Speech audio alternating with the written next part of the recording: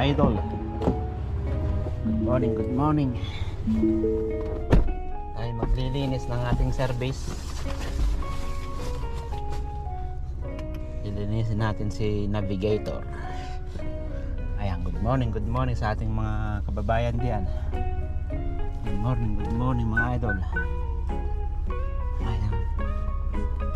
Good morning. Okay. I-atras lang natin dito sa may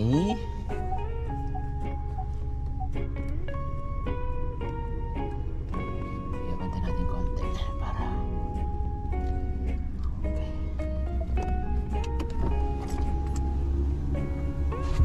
Okay. Let's go. Ayan.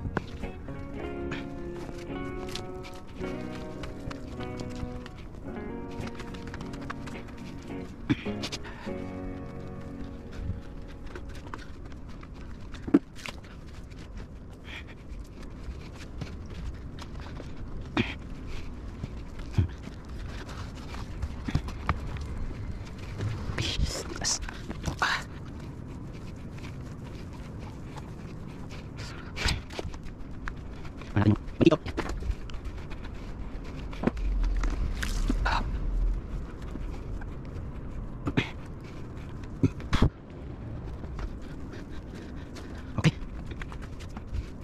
Ano mo?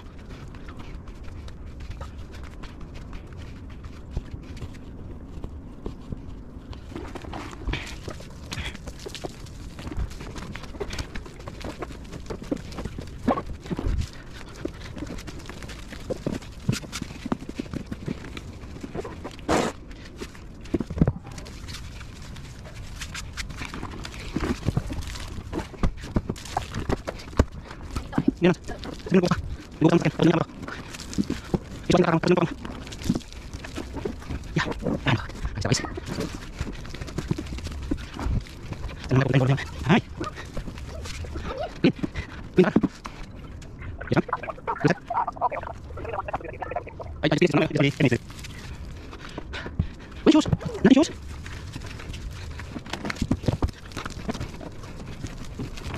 No shoes? I can car. Yes.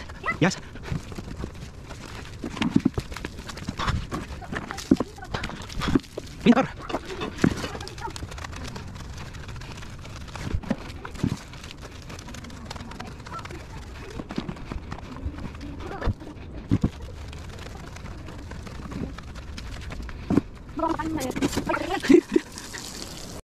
Good morning mga tropa. Ito na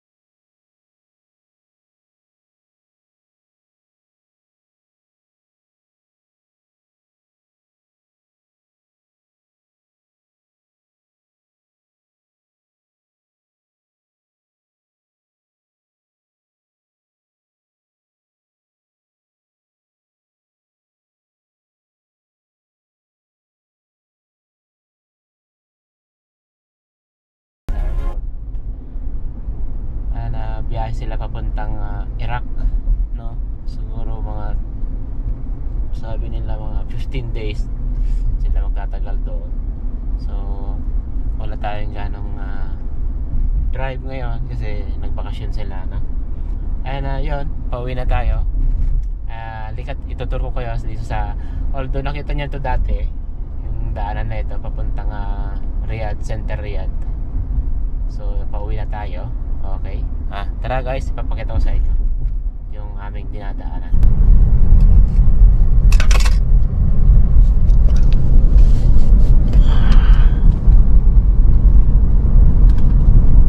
Okay.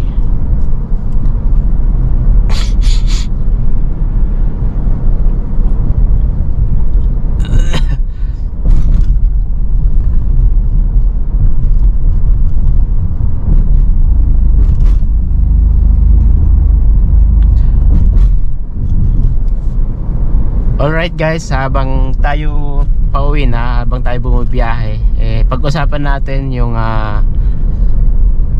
bakasyon, no? Yung bakasyon, kung ano yung may papayo nyo guys, kung mag-stay ba muna dito sa Saudi, dito sa abroad. At sinasabi nila na, maraming nagsasabi talaga na mahirap daw muna umuwi kasi kaysa daw mahirap ang buhay, mahalang bilihin. Yan. And although totoo naman yon, lalo na sa isang katulad ko na hindi ganong kalakihan yung sweldo, siguro konting panahon pa para makaipon, na siguro yon, mag-suggest nga kayo dyan guys sa comment section kung ano ba yung mas maganda dun sa mga, para sa dun sa mga naka-uwi na, no, naka-experience na magbakasyon na sa Pilipinas. So suggest nyo dyan sa baba guys kung ano yung may papayo nyo bilang isang nakauwi na dun sa Pilipinas, para may suggest nyo rin sa akin kung ano mas magandang gawin. Masasabing umuwi ka na hindi ka gagastos, gano'n, di ba? Nakasama mo yung pamilya mo, masaya kayo, andun na yon. Oo, naintindihan ko yon. But in one point, this is my point, pag naubos na nga yung pera mo at nakatatlong buwan ka na doon, wala ka na, balik ka na naman sa zero. And ito po yung isang consequence.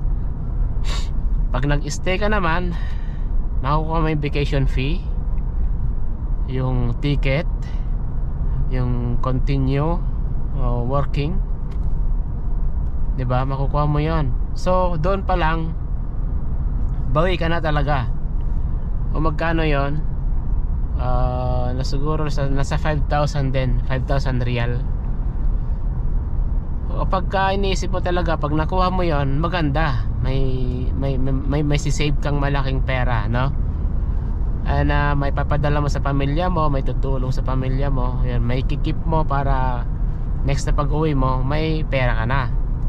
So yun yung pinopoint ko din, na pag nag-stay ka, may makakuha kang pera, malaki-laki yon, may sisave mo siya. Oh, di ba?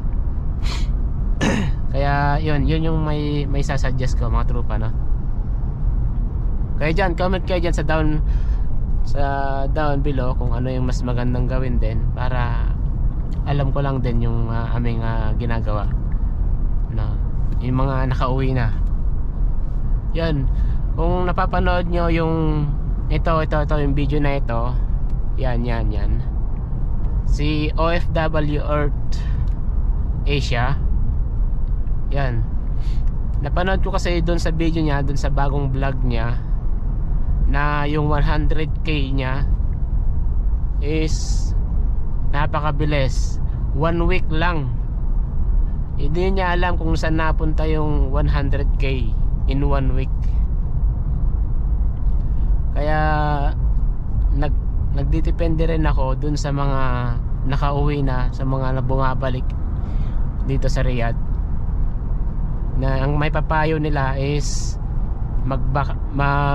mag-ipon, i-keep nyo yung money nyo, huwag ipadala lahat yung pera sa family, kasi the time na umuwi na kayo at na-appreciate nyo na, ay, tapos na pala yung kontrata ko, ba't nyo nun wala pa rin akong naiipon, pauwi na. So yun yung aral na napupulot ko dun sa pananood kay OFW Earth Asia, no? na yan, dahil doon nagdalawang isip tuloy ako na umuwi o mag-i-stay muna dito sa Riyadh. So yun lang mga tropa, no? Sana matulungan nyo ako dun sa ayan, alam mo yun, yung guni-guni sa isip ko na umuwi ba o mag-i-stay muna. So yun, naglalaro sa isip ko si mga tropa, no? Lalo na sa sitwasyon ko ngayon, wala pa nga ipon talaga, actually, promise. Bilang isang OFW, kailangan talaga natin mag-ipon. Yan, para pag uwi natin, di natin alam, di mo mamamalaya yung panahon eh, no, magugulat ka na lang, oy, naka 4 years na pala ako, naka 2 years na pala ako, ba't ganun, wala akong naipon. So yun, salamat sa mga sa mga umuwi na at napapanood ko yung mga vlog nila, yung mga video nila sa Facebook, sa YouTube. So dahil doon, nag-aalangan talaga ako na umuwi. So yun, salamat sa inyo. Yan, shout out ako dun sa mga kaibigan natin na patuloy na sumusuporta sa atin, no? Maraming salamat sa inyo, and God bless. Sana mag-success kayo sa lahat ng mga karir nyo, sa lahat ng mga pangarap nyo. Yan, laban lang, tiyaga lang, keep on going. Yan, until ma-reach nyo yung pangarap nyo. Ganun talaga, lahat tayo dumadaan sa hirap bago yumaman. So yun, maraming salamat sa inyo mga tropa. Hanggang dito na lang muna ang ating video. Keep it.